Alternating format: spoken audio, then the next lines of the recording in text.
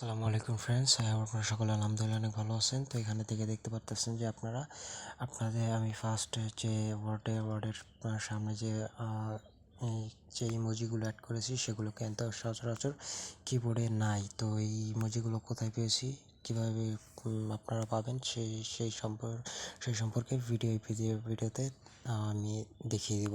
তো first of all আপনারা শুধু এই ইমোজিগুলো এখান থেকে অ্যাড করতে পারবেন না, আপনাদের SMS দেওয়ার ক্ষেত্রে বিভিন্ন কারণে ইমোজিগুলো প্রয়োজন পড়বে। তো আপনাদের সুবিধার্থে ভিডিওটা সেভ করে রাখুন, পরবর্তীতে কাজে লাগবে।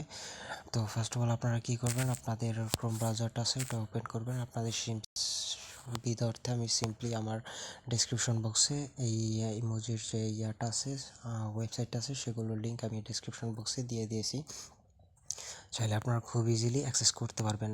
আর এই ওয়েবসাইটটি আর প্রমোট করার জন্য আমাকে কোনো ধরনের করা হয় নাই। তো আমি আপনাদের সুবিধার্থে খুবই এখান থেকে দিয়ে দিয়েছি। তো এখান থেকে দেখতে পারবেন যে এই ওয়েবসাইটটা আসার পরে তো এখানে আপনাদের হিউজ পরিমাণে ইমোজি। তো এখান থেকে আপনারা সার্চ করবেন যে ধরনের ইমোজি প্রয়োজন, সেই ধরনের ইমোজি আপনারা এখান থেকে সার্চ করলে কিন্তু সরাসরি পেয়ে যাবেন। আপনারা ফেসবুক, ইউটিউব, ইনস্টাগ্রাম যে কোনো ধরনের ইমোজি যদি প্রয়োজন সেইটা ইমোজি এখানে সার্চ করলে আপনারা পেয়ে যাবেন। তো আমি লিঙ্কডিনের এই ইমোজিটা প্রয়োজন ছিল, তো এখান থেকে আপনি সার্চ করেছিলাম, এইটা চলে আসছে।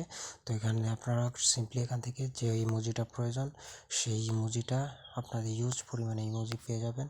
তো সকল ধরনের ইমোজি যেটা প্রয়োজন সেটা আপনারা সিম্পলি সেটার উপরে একটা টাইপ করবেন, ব্যাস এটা